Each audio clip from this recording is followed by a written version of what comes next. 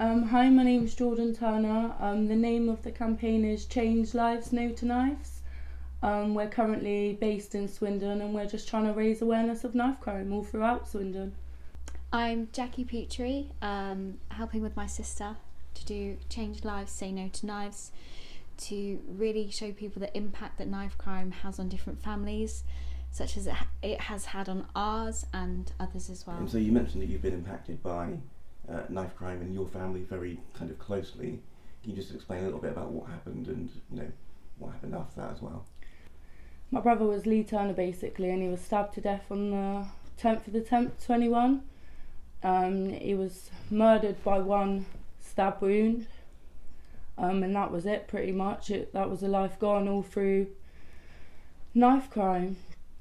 Knife crime has impacted my family in such a devastating way. You know, it's instant when you lose someone to a knife, because you wake up every morning and you remember that they're gone, but you remember waking up on that morning and everything used to feel normal. It just used to feel how life should feel. But now, since that day, the person that you love, they're gone. And you look around your family around you, and though you still have all your family members there, there's one that's missing. I just think that the impact it has when that one person stabs someone, it's not just that person's life that you're impacting, it's millions of people around you, because it's a chain that goes on throughout families. Once one's been affected, this domino effect is what it is. You're awful. Can you just tell me a little bit about who he was as a brother, as a member of the family, as someone that you loved? He was a fantastic brother, a fantastic son, fantastic uncle. Lee had quite a big family. He's got aunties and uncles, cousins, nephews from all sides, sort of thing. So he was a fantastic brother. He was always there for me. He was a really good brother. I could tell him anything, talk to him about anything. He was in the people that know Lee will know what he was really like, that he would do anything for anyone. Do you know what I mean? It just... Obviously your brother was a victim of knife crime, yeah. Which took his life. There have been several other high profile knife crimes in and around Swindon. Yeah.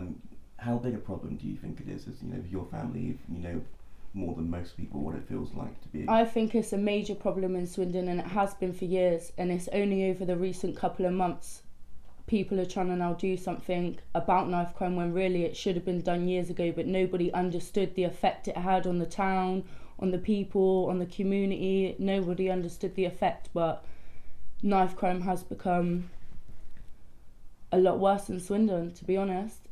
And I feel that it's only going to get worse if people don't step in, if the community don't step in and support charities like my charity, to give the younger generation something to do, to build them workshops, to make them aware of the risks of carrying a knife, the outcome of carrying a knife. So you said that the police can't help as much as they would like to. Yeah. So you obviously have set up your own charity campaign. Yeah. With the aim of reducing knife crime Yeah. in the area. So can you tell me a little bit about that, what it's called, and what you're aiming to do and how you're aiming to do it? Yeah, it's called Change Lives, No to Knives, and it's just a knife crime prevention charity, basically, to make everybody aware of the risks and the impact that knife crime has on everybody, not just the victim's family, the knife carrier's family, everybody involved, even down to the paramedics and the trauma team that are being sent to the knife crime, because that's who deals with it in the end, is the paramedics and the air ambulance. We're just looking to talk to the younger generation really, and see what they want in and about Swindon, because there's nothing for them to do. There's nothing in Swindon that is attractive for a child to go to, sort of thing. So hopefully we can get some funding for that and try and do a bit more for the community and the kids. Change the way it's perceived. Yeah. If you carry a knife, it's only going to end up one fatal. end of the way for you. Yeah, that is the only way it's going to end up carrying a knife, is it? And there is never any justification to carrying a knife. But for a lot of these young kids, they're not loved at home, they're not fed at home, so the only option they have got is to go out with that gang and carry a knife. Whether that be down to the parents, the authorities, I don't know who, but something's lacking there, really lacking, because there's nothing for the kids in Swindon. You said to me earlier that you've already started helping to kind of take some knives off Yeah. the streets. So can you tell me a little bit about how you're doing that and what the reaction has been? Okay. Yeah, so basically we just want the knives off the streets. We don't question where they come from, who they come from. We don't need a name. We don't need any information. We've got JD Sports vouchers to reward the kids that do give us their knives. We've had a couple of calls, anonymous calls, we've had a call from a parent and from a child to say that they would like to hand in their knife. We went, collected that, handed that in. That's brilliant. Well done to the ones that did hand it in. Obviously, if you carry a knife, like you said, it can only end one way or another. What would you say to any young people out there that are carrying now or are thinking about getting a knife for whatever reason? I'd just say when you're dead and your mum and family have got to sit through a trial, and because you was carrying a knife, you don't get the justice you and your family deserve. Your family ain't ever going to move out. It's not about you, the knife carrier, you need to think about, or the person who's going to be the victim in the end. It's your family sat there, because they're going to be left with this at the end of the day. They're going to be the ones going through the trials, going through all the trauma. It's not going to be you, because you're just a knife carrier. You're just going to be sat in prison doing a little sentence for it.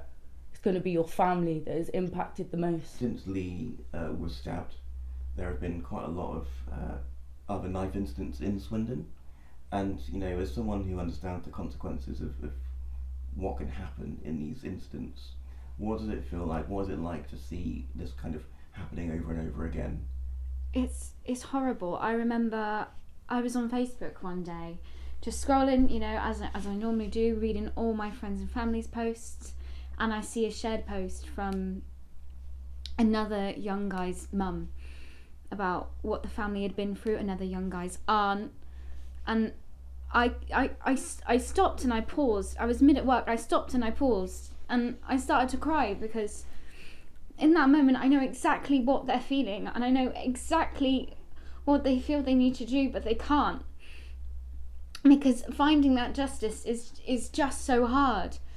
And I don't want other families to have to feel that. So every time that I see that a new family has, it tears me up, as you can see. It breaks me down, because the whole idea of this campaign is that so no other family has to feel what we're going through. Yeah. It's been quite a long time since the incident happened. Yeah. But how are you as a family now? Is it still very difficult? Are you still struggling with? It's still very raw. It doesn't feel like it was as long ago as it did happen. It still feels like it's a very thing that's just recently happened. But it's just, you've just got to carry on getting up, and you've just got to get through that day. I take it minute by minute, not day by day. I go minute by minute, because you never know when you're going to think about him. You never know when you're going to think about the person that killed him, and it's just, it's a roller coaster of emotions still.